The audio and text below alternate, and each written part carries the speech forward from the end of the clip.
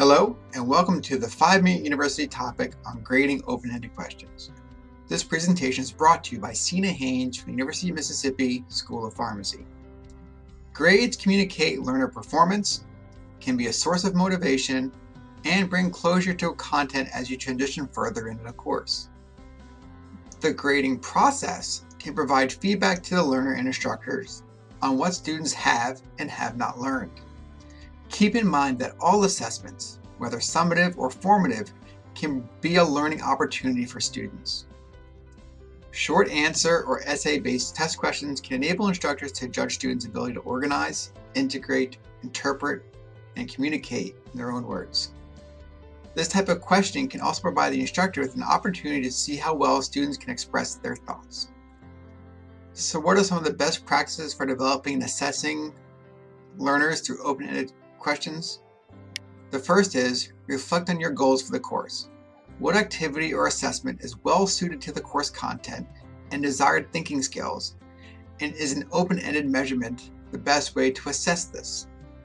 You should also build a clear process and policy on grading and discussing aspects of grading process with the class. This may reduce the number of questions you receive about process, including how and in what format students can challenge their assigned grade on an assignment or exam. In tandem, think about how the grading scale applies in your course and how does this relate to open-ended assessment methods. What fraction of the assessments or grade will come from open-ended assessments or assignments? Remember, having a diversity of assessment types can only help in the learning and assessment process. Aim to prepare new exam questions each time you teach the course, as it should reflect content that is updated and refreshed annually. But old questions may provide some insight to question structure or how students respond. Learn from those prior experiences. Consider constructing a test grid to track and account for the connections between lesson objectives and Bloom's taxonomy. If you can't link an assessment or an assignment to a learning outcome, you probably do not need to use that assignment. With the co-instructors to review grading policies, testing and formatting requirements, and any additional criteria to reduce the interrelator reliability. You can even script responses and point allocations. It also is advisable to have co-instructors try to answer the question. The answer you have in mind when generating these type of open-ended questions may not be the one the students provide, so you need to ensure your question is as clear as possible. Do not use essay questions to evaluate understanding that could be easily tested with multiple choice or other selected type of questions. It is more efficient to use other methods. If you're using open-ended questions, try to reserve them for the end of the exam. But tell students there are open-ended questions so they can allocate their time appropriately. Finally, in your handout, you will see a section that also discusses some key questions when considering building your rubrics for the open-ended question grading. When sharing student performance on open-ended questions, be sure to give appropriate feedback.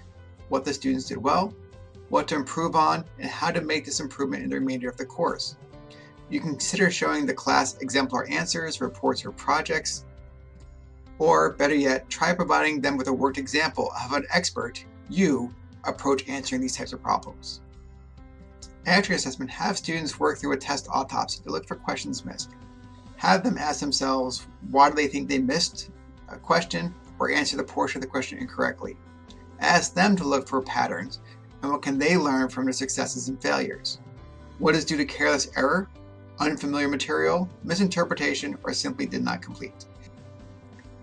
In summary, have clear grading criteria established to provide consistency and fairness, save time in the process, help communicate clear expectations to the learners, help bring transparency to how work is graded, and help provide a teacher a roadmap for lesson plan development and development of teaching materials.